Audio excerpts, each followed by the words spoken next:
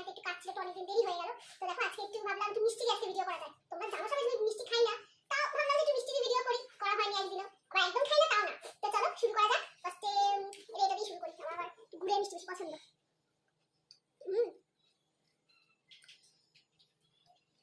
যারা মিষ্টি খাও না তাদেরকেও একটু মিষ্টি ট্রাই করে দেখো, দারুণ লাগবে। একদম খাওয়া যায় তাও না, যথেষ্ট ভালো। এটা একটু নিয়ে খাই, বুঝলে?